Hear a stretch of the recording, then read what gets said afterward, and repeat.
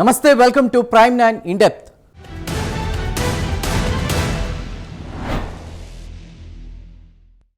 కడప అనగానే అందరికీ ముందుగా గుర్తొచ్చేది దేవుని కడప, గండికోట. కానీ పెన్నా నది ఒడ్డున ఎవరికీ పెద్దగా తెలియని ఒక చారిత్రక అద్భుతం దాగుంది. అదే పుష్పగిరి.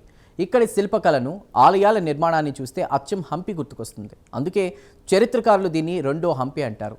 శైవ వైష్ణవ మతాలు ఒకే చోట వెలసిల్లిన ఈ క్షేత్రంలో అడుగడుగున ఆధ్యాత్మికత ఉట్టిపడుతుంది. అయితే ఈ ఆలయాల కింద ఒక పాతాళలోకం ఉందన్న విషయం చాలామందికి తెలియదు. భూగర్భంలో కూరుకుపోయిన దేవాలయాలు, ఎక్కడికి వెళతాయో తెలియని చీకటి సొరంగాలు, గుప్త నిధుల కథలు ఈ పుష్పగిరిని ఒక మిస్టరీగా మార్చేశాయి. ఆది శంకరాచార్యులు ప్రతిష్ఠించిన శ్రీచక్రం రహస్యం ఏంటి? ఈ రాతి కట్టడాల కింద దాగిన ఆ అన్టోల్డ్ హిస్టరీ ఏంటో మా ప్రతినిధి సుధీర్ అందిస్తున్న గ్రౌండ్ రిపోర్ట్ ఇప్పుడు చూద్దాం. నా వెనుక కనిపిస్తున్నది కేవలం రాతి కట్టడం కాదు, శతాబ్దాల చరిత్రను తనలో దాచుకున్న రెండవ హంపి. పైకి ప్రశాంతంగా ప్రవహించే పెన్నా నది సాక్షిగా ఈ నేల కింద ఎన్నో పురాతన దేవాలయాలు, అంతుచిక్కని సొరంగ మార్గాలు నిద్రపోతున్నాయి. సాక్షాత్తు ఆదిశంకరాచార్యులు నడయాడిన ఈ పుణ్యభూమిలో ఆ శ్రీచక్రం వెనుక ఉన్న శక్తి ఏంటి? విజయనగర రాజుల శిల్పకళా వైభవానికి గుప్త నిధుల కథ ఉన్న వాస్తవం ఎంత? ఈ శిథిలాల వెనుక ఉన్న దాగి ఉన్న అన్టోల్డ్ మిస్టరీ ఏంటో ఇప్పుడు చూద్దాం రండి. కడప నగరానికి సుమారు 16 కిలోమీటర్ల దూరంలో పెన్నా నది ఒడ్డున ఉన్న ఒక అద్భుతమైన చారిత్రక, ఆధ్యాత్మిక క్షేత్రం పుష్పగిరి. పచ్చని ప్రకృతి మధ్య నదీ తీరంలో కొలువయ్యున్న ఈ ఆలయ సముదాయం చూసేందుకు 2 కళ్ళు చాలవు. సుమారు క్రీస్తు శకం 10వ శతాబ్దం నుంచి 16వ శతాబ్దం వరకు వివిధ రాజవంశాల పాలనలో ఈ క్షేత్రం దినదినాభివృద్ధి చెందింది. చోళులు, పల్లవులు, రాష్ట్రకూటులు, చివరగా విజయనగర రాజులు ఈ ఆలయాల నిర్మాణంలో తమదైన ముద్ర వేశారు.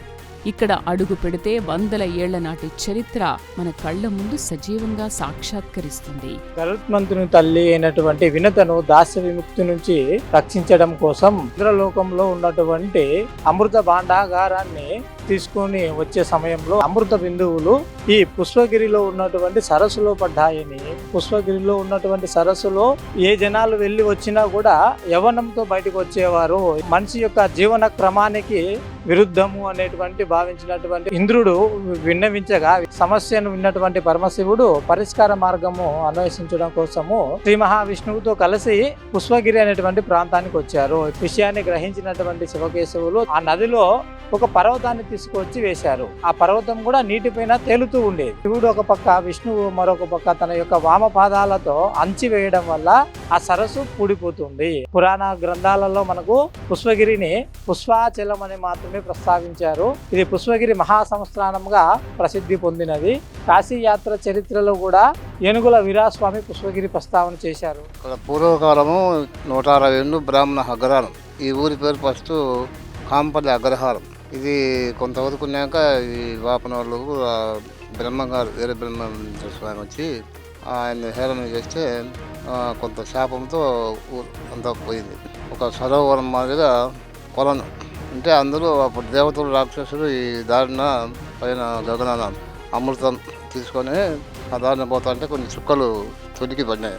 కొంతమంది ముసలి వాళ్ళు పోయి స్నానం చేసి ఊహిషాలు అయిపోతారు. వైశాఖ మాసంలో 10 రోజులు బ్రహ్మోత్సవాలు. అప్పుడు విడిగా భవనానికి ఉత్సవాలు ఇవన్నీ జరుగుతాయి. పుష్పగిరిని రెండో హంపి అని ఎందుకంటారో ఇక్కడి శిల్పకళను చూస్తే ఇట్టే అర్థమవుతోంది. విజయనగర సామ్రాజ్య కాలంలో శ్రీకృష్ణదేవరాయలు, ఇతర రాజులు ఈ క్షేత్రానికి ఎనలేని ప్రాధాన్యత ఇచ్చారు. హంపిలో కనిపించే అద్భుతమైన రాతి రథాలు, ఏకశిలా మండపాలు, అత్యంత సూక్ష్మమైన శిల్పకళా నైపుణ్యం ఇక్కడ కూడా స్పష్టంగా కనిపిస్తాయి. ప్రతి స్తంభం మీద చెక్కిన పురాణ గాథలు, నర్తకీమణుల శిల్పాలు ఆనాటి శిల్పుల ప్రతిభకు అద్దం పడతాయి. హంపికి ఏమాత్రం తీసిపోని వైభవం ఒకప్పుడు ఈ పుష్పగిరి సొంతం. చోళరాజుల కాలంలో ఆలయ నిర్మాణం ప్రారంభమై కాకతీయ సామ్రాజ్యంలో దాదాపు 80% ఆలయ నిర్మాణం పూర్తయింది. తరువాత విజయనగర కాలంలో ప్రస్తుతం ఉన్నటువంటి ఆలయం నిర్మాణం పూర్తి జరిగినది. చరిత్రకారులు కూడా ఈ వాస్తవాన్ని యాత్రా గ్రంథాలలో నిక్షిప్తపరిచారు. ఏ విధంగా సింహాచలంలో అయితే అక్షయ చందనోత్సవం జరుగుతుందో అదే సమయంలో మనకు పుష్పగిరి మహాక్షేత్రంలో వార్షిక బ్రహ్మోత్సవాలు శివకేశవులకు ఇరువురికి ఒకేసారి ఒకేసారి జరగడం ఈ ఆలయం యొక్క విశేషంగా తెలుపుకోవచ్చు. కొండపైన దాదాపు 108కు పైన ప్రసిద్ధ ఆలయాలు ఉండేవి. ఇవి కాలగర్భంలో అనేక దాడులకు లోనై నిరాదరణకు లోనై ప్రస్తుతం శిథిలావస్థలో వెళ్ళిపోయి ఉన్నాయి. ప్రస్తుతం మనకు ప్రధానంగా పుష్పగిరి గ్రామంలో భీమేశ్వర ఆలయం మరియు వైద్యనాథేశ్వర స్వామి ఆలయం కనిపిస్తుంది. అలానే కొండపైన మనకు చెన్నకేశ్వర స్వామి వారి ఆలయం, సంతాన మల్లేశ్వర స్వామి వారి ఆలయం ఒకే ప్రాకారంలో మనకు దర్శనమిస్తాయి. పుష్పగిరి కొండపైన 108 శివాలయాలు గొప్పగా విరాజిల్లాయని శాస్త్రీయమైనటువంటి ఆధారాలు ఉన్నాయి. పుష్పాచల ఖండంలో కూడా పుష్పగిరి క్షేత్ర వైభవాన్ని తెలియజేసినట్లు మన దగ్గర ఆధారాలు ఉన్నాయి. అరుణాచలంలో ఏ విధంగా గిరి ప్రదక్షిణకు లక్షల మంది, కోట్ల మంది వస్తున్నారో పుష్పగిరి మహాక్షేత్రానికి అంతటి ప్రాశస్త్యం ఉంది. అన్ని అవకాశాలు పుష్కలంగా ఉన్నాయి. పుష్పగిరి క్షేత్రానికి ఉన్న మరో అరుదైన ప్రత్యేకత ఇది హరిహర క్షేత్రం కావడం. సాధారణంగా శివాలయాలు ఉన్న చోట వైష్ణవాలయాలు, వైష్ణవాలయాలు ఉన్న చోట శివాలయాలు ఉండడం అరుదు. కానీ ఇక్కడ ఒకే ప్రాంగణంలో చెన్నకేశవ స్వామి, వైద్యనాథేశ్వర స్వామి, త్రికూటేశ్వర స్వామి ఆలయాలు పక్కపక్కనే ఉంటాయి. శైవ వైష్ణవ మతాల మధ్య ఎలాంటి భేదభావాలు లేకుండా రెండు సాంప్రదాయాలు ఒకే చోట వెలసిల్లిన అద్భుతమైన మత సామరస్యానికి ఈ పుష్పగిరి సజీవ నిదర్శనం. పుష్పగిరి మహాక్షేత్రం హరిహర క్షేత్రం పంచనదుల పెన్నమ్మతో సంగమ క్షేత్రంగా విరాజిల్లినటువంటి గొప్ప క్షేత్రం.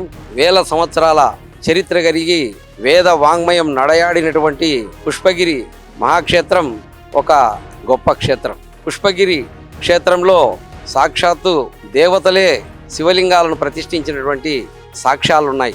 వందల సంవత్సరాల శాసనాధారాలు కూడా పుష్పగిరి క్షేత్రం గురించి తెలియజేస్తూ ఉన్నాయి. ఇంద్రనాథేశ్వర దేవాలయం సాక్షాత్తు దేవేంద్రుడి చేత ప్రతిష్ఠించబడింది. నారదాది మునీంద్రులు అక్కడ మునిపాకలతో తపస్సు చేసిన దాఖలాలున్నాయి. భూలోక వైకుంఠ క్షేత్రమని పుష్పగిరిని మనం ప్రస్తుతించగలుగుతాము. జగద్గురు ఆది శంకరాచార్యుల వారు పుష్పగిరి క్షేత్రంలో మహిమాన్వితమైనటువంటి శ్రీచక్రాన్ని కామాక్షి అమ్మవారి చెంతన ప్రతిష్ఠించడం గొప్ప విశేషము. ఈ క్షేత్ర ఆధ్యాత్మిక వైభవానికి మూల కారణం సాక్షాత్తు ఆది శంకరాచార్యులు. దేశవ్యాప్తంగా సంచరించిన శంకరాచార్యులు పుష్పగిరిని సందర్శించి ఇక్కడి ప్రశాంత వాతావరణానికి ముగ్ధులయ్యారు. ఇక్కడి వైద్యనాథేశ్వర స్వామి ఆలయంలో ఆయన స్వయంగా శ్రీచక్రం ప్రతిష్ఠించారని చరిత్ర చెబుతోంది. ఆ శ్రీచక్రం వల్లే ఈ క్షేత్రానికి అపారమైన ఆధ్యాత్మిక శక్తి చేకూరిందని భక్తుల ప్రగాఢ విశ్వాసం. ఆ శ్రీచక్రం నుంచి వెలువడే పాజిటివ్ ఎనర్జీ వల్లే వందల ఏళ్లుగా ఈ క్షేత్రం తన పవిత్రతను కాపాడుకుంటూ వస్తోంది. శాస్త్రం ప్రకారము జన్మేజయుడు కాలంలో నిర్మించబడినట్టుగా మనకు తెలియజేస్తున్నారు. హరిహరుల క్షేత్రముగా దీన్ని పిలుస్తున్నారు. పంచనది సంగమంగా ఇక్కడ తెలపబడుతుంది. భాస్కర క్షేత్రముగా పిలుస్తున్నాము. హరిహర క్షేత్రము అనగా ఇక్కడ వైద్య నాథేశ్వరుడు రూపంలో శివుడు, చెన్నకేశవ స్వామి రూపంలో విష్ణుమూర్తి ఇక్కడ కొలువై ఉన్నారు. వేల సంవత్సరాలు చరిత్ర కలిగినటువంటి ఈ క్షేత్రంలో పరమ పవిత్ర గురువైనటువంటి ఆది శంకరాచార్యులు వారు శ్రీ చక్రాన్ని మన పుష్పగిరి క్షేత్రంలో మాత్రమే ప్రతిష్ఠించారు అంటే చాలా పవిత్రమైనటువంటి స్థలముగా భావించి చేశారని మనము తెలుగువారిగా ఎంతో ఆనందపడాలని నేను తెలియజేస్తున్నాను. కొండ చుట్టూ కూడా విద్యుత్ వ్యవస్థ ఉంటే పౌర్ణమి రోజున రాత్రిపూట కూడా భక్తులు తిరిగేదానికి అవకాశం ఉంటుంది. సౌకర్యాలు కొన్ని మనం పరుచుకోవాల్సిన అవసరం ఉంది. ఆది శంకరాచార్యుల పర్యటన తర్వాత ఇక్కడ పుష్పగిరి మఠం ఏర్పాటైంది. ఆంధ్రప్రదేశ్లో ఉన్న ఏకైక అద్వైత పీఠం ఇదే కావడం విశేషం. శతాబ్దాల పాటు ఈ పీఠం ఎందరో రాజులకు, పండితులకు మార్గదర్శనం చేసింది. విద్య, వైద్యం, ఆధ్యాత్మిక చింతనలో నలుదిశలా వ్యాపింపచేసింది. నేటికి పుష్పగిరి పీఠానికి దేశవ్యాప్తంగా ఎంతో గుర్తింపు ఉంది. ఇక్కడి పీఠాధిపతులు ధర్మ ప్రచారంలో కీలక పాత్ర పోషిస్తున్నారు. ఒక మఠం వందల ఏళ్లుగా నిరంతరాయంగా కొనసాగడం ఈ క్షేత్రం గొప్పతనానికి నిదర్శనం.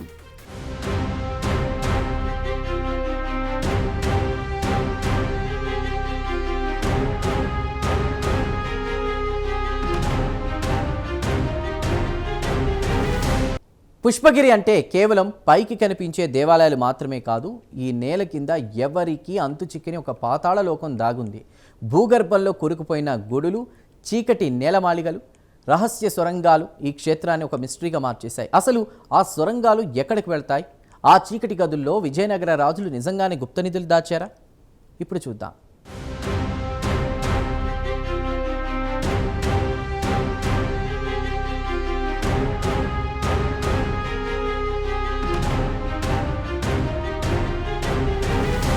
పుష్పగిరి ఆలయ సముదాయంలో నడుస్తుంటే కొన్ని చోట్ల భూమి కిందకు వెళ్లే మెట్లు కనిపిస్తాయి. ఆ మెట్లు దిగి లోపలికి వెళితే భూగర్భంలో నిర్మించిన పురాతన దేవాలయాలు దర్శనమిస్తాయి. కాలక్రమంలో పెన్నా నది వరదలకు, ఇసుక మేటలకు ఈ ఆలయాలు భూమిలో కూరుకుపోయాయని చరిత్రకారులు చెబుతారు. పైకి కనిపించే ఆలయాల కంటే ఈ భూగర్భ ఆలయాల్లో ఉన్న శిల్పకళ మరింత అద్భుతంగా ఉంటుంది. సూర్యరశ్మి పడని ఆ చీకటి గదుల్లో వందల ఏళ్ల నాటి చరిత్ర నిశ్శబ్దంగా నిద్రపోతోంది.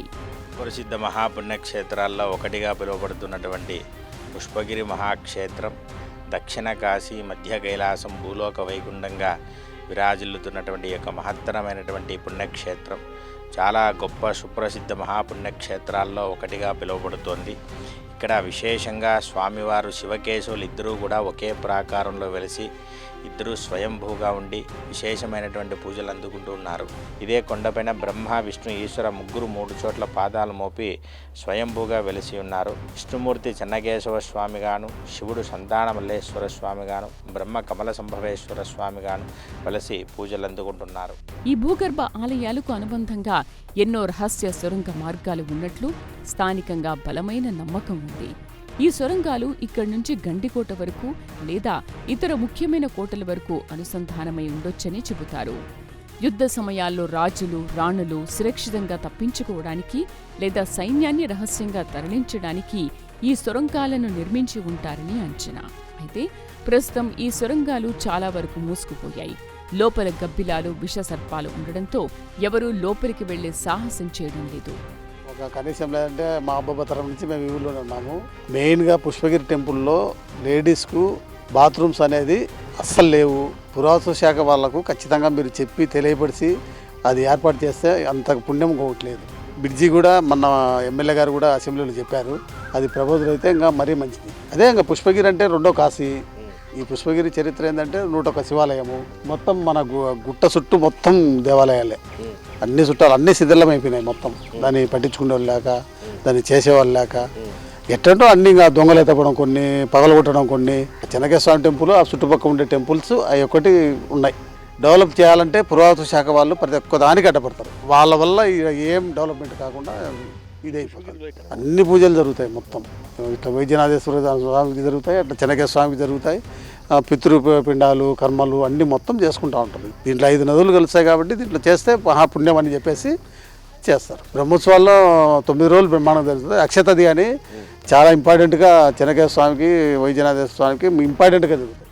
ఈ రహస్య సొరంగాల చుట్టూ ఎన్నో గుప్తనిధుల కథలు అల్లుకుని ఉన్నాయి. విజయనగర సామ్రాజ్య పతన సమయంలో శత్రువుల దాడుల నుంచి అపారమైన సంపదను కాపాడటం కోసం రాజులు తమ ఖజానాను ఈ పుష్పగిరి నేలమాళికల్లో సొరంగాల్లో దాచిపెట్టారని స్థానికులు కథలుగా చెప్పుకుంటారు.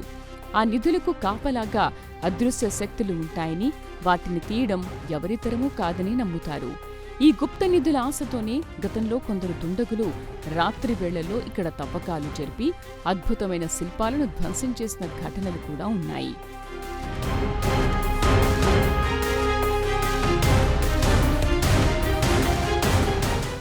భూగర్భంలో ఉన్న ఆ దేవాలయాలు ఎలా ఉంటాయి?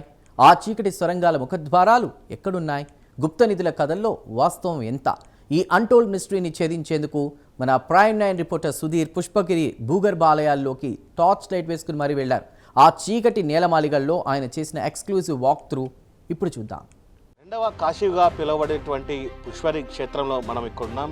ఆలయం లోపలికి రాగానే మనకు దాదాపుగా మనిషికి ఆహ్లాదకరించే విధంగా కూడా ఇక్కడైతే కనుక పూర్తి స్థాయిలో కూడా మనం చూసుకోవచ్చు. అలనాడు ఏదైతే శిల్పులు చెక్కినటువంటి శిల్ప సంపద కూడా ఇక్కడైతే కనుక పూర్తిస్థాయిలో మనకైతే పెద్ద ఎత్తున కూడా కనపడుతుందని చెప్పుకోవచ్చు. అలాగే మహావిష్ణువు ఆనాడు కూడా పూర్తిస్థాయిలో దాదాపుగా ఏదైతే వైకుంఠంలో ఏ విధంగా ఉన్నాడో అలాంటి శిల్పాలు కూడా ఇక్కడైతే కనుక అలాంటి సంపద ఇక్కడ ఉందని చెప్పుకోవచ్చు. అయితే ముఖ్యంగా ఇక్కడ అడుగడుగున కనిపించే శిల్పాలు మనకు అప్పటి శిల్పుల అద్భుతమైన ప్రతిభను కూడా మనకైతే కనుక పరిచయం చేస్తాయని చెప్పుకోవచ్చు. అయితే ఇదిగో ఇక్కడ మనం చూస్తే కనుక దాదాపుగా రాతి స్తంభాలపై చెక్కినటువంటి దేవతామూర్తుల అలంకారాలు, పుష్పలతాలు ఎంతో సున్నితంగా చెక్కారో కూడా మనకైతే కనుక బాగా అర్థమవుతున్న పరిస్థితి ఇక్కడ చూసుకోవచ్చు. అలాగే ఒక్కొక్క శిల్పాన్ని పరిశీలిస్తే కనుక రాతిలో ప్రాణం పోసినట్టుగా కనిపించినటువంటి ముఖ కవలికలు, ఆభరణాలు, వస్త్రాలు, తీరు ప్రత్యేక ఆకర్షణ కూడా పెద్ద ఎత్తునగా మనకు కనిపిస్తున్న పరిస్థితి అని చెప్పుకోవచ్చు.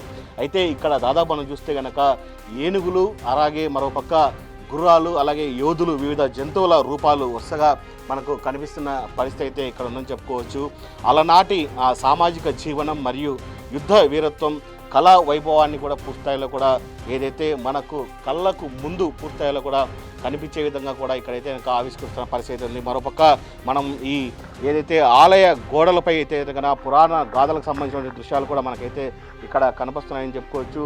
ఏదైతే రామాయణం, అలాగే మహాభారతం, అలాగే దశావతారంలో శివుణ్ణి వివిధ రూపాల్లో కూడా ఇటువంటి అంశాలు కూడా ఈ పుష్పగిరి క్షేత్రంలో అయితే కనుక పూర్తిస్థాయిలో శిలా కలపలకు అయితే కనుక కనిపిస్తున్నాయని చెప్పుకోవచ్చు. అయితే ప్రత్యేకంగా మనం చూసుకుంటే కనుక దాదాపుగా కిరాతుని జీవితం కథా ఘటాలను కూడా శిల్ప రూపంలో మలిచినటువంటి ఈ పుష్పగిరి శిల్ప కళ అయితే కనుక పూర్తిస్థాయిలో కూడా దాదాపుగా ఇక్కడ కనిపిస్తున్న పరిస్థితి అవుతుంది. అయితే మనం ఇక్కడ చూస్తున్నాం దాదాపుగా ఏదైతే ఆ పుష్పగిరి క్షేత్రంలో ప్రధానంగా ఆ ప్రధాన ఆలయంలో ఉన్నటువంటి ఏదైతే స్వామివారి ముఖ కవలికలు కూడా ఇక్కడ పూర్తిస్థాయిలో కూడా చెక్కిన పరిస్థితి అయితే కనపడుతుందని చెప్పుకోవచ్చు. అలాగే పుష్పగిరి చెన్నకేశవ స్వామిని ఆలయంలో మనం ఏ విధంగా చూస్తామో అలాగైతే కనుక ఇక్కడ కనిపిస్తున్న పరిస్థితి అయితే ఉందని చెప్పుకోవచ్చు.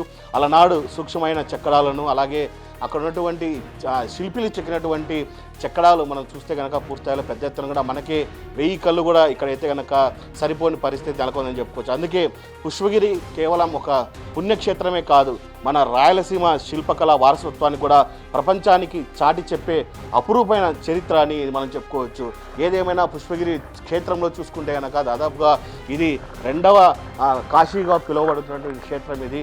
అలాంటి క్షేత్రంలో ఇక్కడ మనం చూసుకుంటే కనుక పూర్తిస్థాయిలో పరమశివుడు ఆనాడు కూడా పూర్తిస్థాయిలో కూడా నాట్యం ఆడుతున్నటువంటి ఏదైతే ఈ కళకని చూస్తే కనుక పూర్తిస్థాయిలో ఇలాంటి చక్రాలు కూడా మనకైతే ఎంతో కళ్ళకు దాదాపుగా 1000 కళ్ళు కూడా సరిపోయేటువంటి పరిస్థితి అయితే కనుక ఇక్కడ ఉందని చెప్పుకోవచ్చు. అయితే ఇలాంటి శిల్పాలే కాదు, ముఖ్యంగా ప్రధాన రాజగోపురంకి సంబంధించినటువంటి దానిపైన కూడా దాదాపుగా 100 ఏళ్ల నాటి ఏదైతే శిల్పాలు కూడా చెక్కడం జరిగింది. అలాంటి శిల్పాలు అయితే కనుక పూర్తిస్థాయిలో ఇక్కడైతే కనుక పెద్ద ఎత్తున కనిపిస్తున్న పరిస్థితి అయితే ఉంది. అయితే రాయలసీమ వ్యాప్తంగా ముఖ్యంగా మనం చూసుకుంటే కనుక ఇలాంటి అపురూపమైన చిత్రాలు అయితే కనుక కేవలం ఒక పుష్పగిరిలో మాత్రమే మనకు కనిపిస్తాయని అయితే మనం చెప్పుకోవచ్చు. పుష్పగిరిలో ఉన్న ప్రతి రాయి ఒక చరిత్రను చెబుతుంది. ఇక్కడి స్తంభాలపై చెక్కిన శిల్పాలు కేవలం అలంకారం కోసం చేసినవి కావు. రామాయణ మహాభారత ఘట్టాలను, శివపురాణ కథలను అత్యంత సూక్ష్మంగా ఈ రాళ్లపై చెక్కారు. ఒక చిన్న రాతిపై 10ల సంఖ్యలో ఏనుగులు, గుర్రాలు, సైనికుల బొమ్మలను చెక్కిన ఆనాటి శిల్పుల నైపుణ్యం చూస్తే మోడర్న్ ఇంజనీర్లు సైతం ఆశ్చర్యపోవాల్సిందే. ఎలాంటి యంత్రాలు లేని ఆ కాలంలో కేవలం ఉలి, సుత్తితో ఇంతటి అద్భుతాలను ఎలా సృష్టించారో ఊహించడానికే కష్టంగా ఉంటుంది. సింహాచలము మరియు అరుణాచలం లాంటి ప్రసిద్ధ ఆలయాలలో ఏ విధంగా అయితే గిరి ప్రదక్షిణ ఉందో పుష్పగిరి క్షేత్రంలో కూడా మనకు గిరి ప్రదక్షిణ అనేది పూర్వం నుంచి ఉంది. తర్వాత కాలంలో ఆ గిరి ప్రదక్షిణ ఆగిపోవడము, ఇటీవల కాలంలో మనకు దేవాదాయ శాఖ అధికారులు మరియు వివిధ స్వచ్ఛంద సంస్థలు కృషి వలన పుష్పగిరిలో ఆగిపోయినటువంటి గిరి ప్రదక్షిణను విజయవంతంగా ప్రారంభించారు. దక్షిణ కాశీగా ప్రసిద్ధి పుష్పగిరి. ఈ ఆలయ ప్రాంగణంలో ఎన్నో పురాతన శాసనాలు లభ్యమయ్యాయి.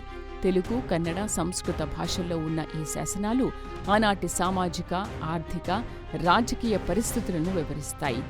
ఏ రాజు ఏ ఆలయానికి ఎంత భూమిని దానంగా ఇచ్చాడు, ఏ ఉత్సవాలు ఎలా జరిపించాలి లాంటి వివరాలు ఈ శాసనాల్లో స్పష్టంగా లిఖించబడి ఉన్నాయి.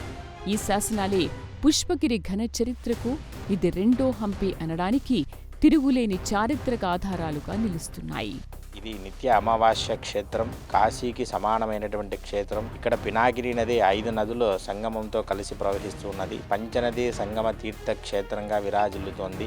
భక్తాదులు ఇతర రాష్ట్రాల నుంచి వచ్చి స్వామివారిని దర్శించుకుంటారు. ఇంతటి ఘనమైన చరిత్ర, అద్భుతమైన శిల్పకళ ఉన్నటువంటి పుష్పగిరి నేడు ఏ స్థితిలో ఉంది? పాలకుల నిర్లక్ష్యం, పురావస్తు శాఖ ఉదాసీనత వల్ల ఈ 2వ హంపి ఎలా శిథిలమవుతుందో చూస్తే గుండె తరుక్కుపోతుంది.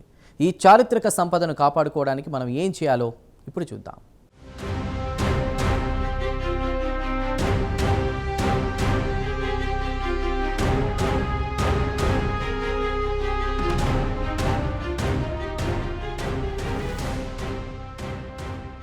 ఒకప్పుడు కళకళ్లాడిన పుష్పగిరి నేడు పాలకుల నిర్లక్ష్యంతో వెలవెలబోతోంది.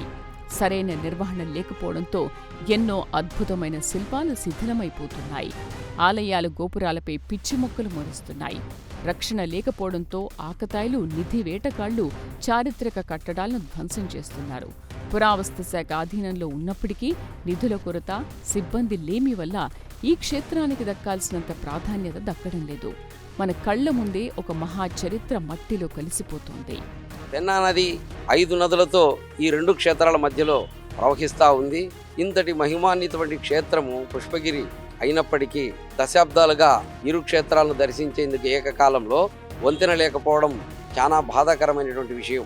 ఈ విషయాన్ని మనం కేంద్ర రాష్ట్ర ప్రభుత్వాలకు తెలియజేస్తూనే వస్తున్నాము. కేంద్ర ప్రభుత్వం ప్రసాద్ పథకం ద్వారా నిధులు మంజూరు చేయాల్సిన అవసరం ఎంతో ఉందని మనం గతంలోనే తెలియజేయడం జరిగింది. ప్రతి పౌర్ణమికి గిరి ప్రదక్షిణ కార్యక్రమం జరుగుతూ ఉంది.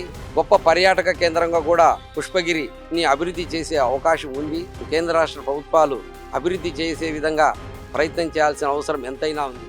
పుష్పగిరిలో పురావస్తు శాఖ పూర్తిస్థాయిలో తవ్వకాలు జరపాల్సిన అవసరం ఎంతైనా ఉంది. భూగర్భంలో కూరుకుపోయిన ఆలయాలను, సొరంగ మార్గాలను శాస్త్రీయంగా వెలికితీస్తే చరిత్ర పుటల్లో ఎక్కని ఎన్నో కొత్త విషయాలు వెలుగు చూస్తాయి. విజయనగర రాజుల కాలం నాటి ఆర్కిటెక్చర్ రహస్యాలు, ఆనాటి జీవనశైలికి సంబంధించిన ఎన్నో ఆధారాలు దొరికే అవకాశం ఉంది. గుప్త నిధుల పుకార్లకు చెక్ పెట్టాలన్నా ఈ ప్రాంతంలో పక్కాగా సైంటిఫిక్ పరిశోధనలు జరగాలి. 1000 సంవత్సరాల పూర్వమే పుష్పగిరి మహాక్షేత్రంలో గిరి ప్రదక్షిణ ఉన్నట్లు ఆధారాలు ఉన్నాయి. కాబట్టి ఇంతటి మహిమాన్వితమైన క్షేత్రం యొక్క వైభవాన్ని మన యొక్క భారత ప్రభుత్వం గుర్తించి మాస్టర్ ప్లాన్తో పుష్పగిరి క్షేత్రాన్ని అభివృద్ధి చేయాలని కేంద్ర రాష్ట్ర ప్రభుత్వాలను సవినయంగా వేడుకుంటున్నాం. పుష్పగిరిని ఒక అద్భుతమైన హెరిటేజ్ టూరిజం స్పాట్గా అభివృద్ధి చేయడానికి ఎన్నో అవకాశాలు ఉన్నాయి. హంపి తరహాలో ఇక్కడ కూడా పర్యాటకులకు మౌలిక సదుపాయాలు కల్పించాలి. పెన్నా నదిలో బోటింగ్, ఆలయాల వద్ద లైటింగ్ అండ్ సౌండ్ షో ఏర్పాటు చేస్తే దేశ విదేశాల నుంచి పర్యాటకులు ఇక్కడికి క్యూ కడతారు. దీనివల్ల స్థానిక యువతకు ఉపాధి లభించడమే కాకుండా ప్రభుత్వానికి భారీగా ఆదాయం సమకూరుతుంది. ఎవరైనా ఏ కారణం చేతైనా కాశీ వెళ్ళాలనుకొని వెళ్ళలేకపోతే ఇక్కడ ఉన్నటువంటి నదిలో స్నానమాచరించి శివకేశవులు ఇద్దరు దర్శనం చేసుకుంటే కాశీ యాత్ర చేసే పుణ్యం ఇక్కడే వస్తుందని ఇక్కడ స్థల పురాణం. అంతటి గొప్ప కాశీ క్షేత్రానికి ప్రత్యామ్నాయ క్షేత్రం దక్షిణ కాశీ, మధ్య కైలాసం, భూలోక వైకుంఠంగా అలరారుతున్నటువంటి పుష్పగిరి క్షేత్రం చాలా గొప్ప క్షేత్రం. అతి పురాతన ఆలయం. కృతయుగం నాటి కాలంలోనే స్వామివారు ఈ కొండపైన పాదం మోపి ఇక్కడే స్వయంభూగా వెలిసి భక్తులను అనుగ్రహిస్తున్నారు. ఇంతటి ఆధ్యాత్మికమైనటువంటి, పురాణపరమైనటువంటి, శాస్త్ర సంబంధమైనటువంటి, ఆగమ సంబంధమైనటువంటి నియమనిష్టతో కూడుకున్నటువంటి యొక్క ఆలయ దర్శనం చాలా గొప్ప ఫలితాలు ఇస్తుందని శాస్త్రంలో చెప్పబడింది. కాబట్టి భక్తులందరూ కూడా ఈ యొక్క ఆలయాన్ని దర్శించి భగవంతుడి యొక్క పరిపూర్ణమైనటువంటి అనుగ్రహం పొందగలరని కోరుకుంటున్నాం. చరిత్రను కాపాడుకోవడం అంటే మన మూలాలను కాపాడుకోవడమే. పుష్పగిరి కేవలం రాళ్లగుట్ట కాదు, అది మన తెలుగువారి ఆత్మగౌరవానికి, కళా నైపుణ్యానికి ప్రతీక. ఆదిశంకరాచార్యులు నడయాడిన నేల, విజయనగర రాజులు పూజించిన క్షేత్రం. ఈ శిథిలాలను చూసి వదిలేయడం కాదు, వాటికి పూర్వ వైభవం తీసుకురావాల్సిన బాధ్యత ప్రతి ఒక్కరిపైనా ఉంది. భావితరాలకు మన చరిత్రను సగర్వంగా చూపించుకోవాలంటే పుష్పగిరిని కాపాడుకోవడం తక్షణ కర్తవ్యం. 11వ కులతొంగ చోళరాజుకు చెన్నకేశవ స్వామివారు శివకేశవమూర్తిగా దర్శనమిచ్చినటువంటి ఏకైక క్షేత్రం. ఇక్కడ శివుడైనా విష్ణువైనా భేదం లేకోకుండా ఉండి నిర్వచనమైనటువంటి ఒకే ఒక క్షేత్రం. భూలోకంలో ఇలాంటి ఒక క్షేత్రం రెండో లేదని చెప్తున్నారు. అయితే కార్తీక మాస పర్వదినాల్లో విశేషంగా కార్తీక పౌర్ణమి రోజు చాలా గొప్పగా భక్తులు వేలాది మంది లక్షల సంఖ్యలో స్వామివారిని దర్శించుకుంటారు. నదీ స్నానం ఆచరించి ఇక్కడ ఉన్నటువంటి దేవతామూర్తులను దర్శనం చేసుకుంటారో వారి మనసులో ఉన్నటువంటి కోరికలు వెంటనే నెరవేరుతాయని స్థల పురాణం ద్వారా మనం తెలుసుకుంటున్నాం. ఈ అక్షయ తృతీయ రోజు ఎవరైతే నదిలో స్నానం ఆచరించి శివకేశవులు ఇద్దరిని దర్శించుకుంటారో అశ్వమేధ యాగం 100 సార్లు చేసినటువంటి ఫలితం వస్తుందని ఈ క్షేత్ర స్థల పురాణం.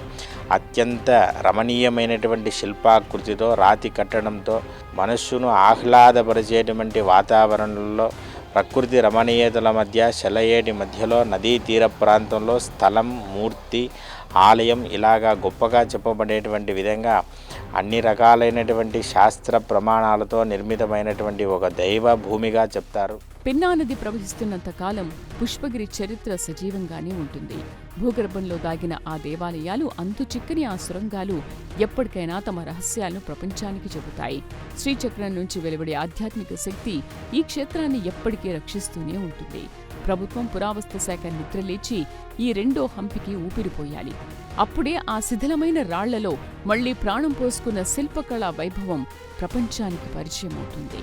చూశారు కదా, అడుగడుగునా ఉట్టిపడే శిల్పకళ, అంతుచిక్కని రహస్యాలు ఈ పుష్పగిరికి సొంతం. ఈ చీకటి సొరంగాల కింద, ఈ శిథిలాల మధ్య ఘనమైన చరిత్ర నిద్రపోతూ ఉంది. పురావస్తు శాఖ మేల్కొని పూర్తి స్థాయిలో పరిశోధన చేస్తే చరిత్ర పుటల్లో దాగి ఉన్నటువంటి ఎన్నో అద్భుతాలు వెలుగులోకి వస్తాయి. లేదంటే ఈ రెండో హంపి కాలగర్భంలో కలిసిపోవడం ఖాయం. రెండవ కాశీగా పిలువబడేటువంటి పుష్పగిరి క్షేత్రం నుంచి వీడియో జర్నలిస్ట్ రాగేస్తూ సుధీర్, ప్రైమ్ న్యూస్, కడప. చూశారు కదా, కడప జిల్లాలోని రెండో హంపి పుష్పగిరి వెనుక దాగి ఉన్న అన్టోల్ మిస్టరీని, పైకి కనిపించే అద్భుతమైన శిల్పకళ ఒక ఎత్తు అయితే, భూగర్భంలో దాగిన దేవాలయాలు, రహస్య సొరంగాలు మరో ఎత్తు. ఆది శంకరాచార్యుల శ్రీచక్రం, విజయనగర రాజుల గుప్త నిధుల కథలు ఈ క్షేత్రాన్ని మరింత థ్రిల్లింగ్గా మార్చాయి. ఇంతటి ఘన చరిత్ర ఉన్న ఈ ప్రాంతాన్ని పురావస్తు శాఖ తక్షణమే రక్షించాలి. పూర్తి స్థాయిలో తవ్వకాలు జరిపి పర్యాటక కేంద్రంగా అభివృద్ధి చేయాలి. ఇది ఇవాల్టి ఇన్ డెప్త్. చూస్తూనే ఉండండి ప్రైమ్ 9.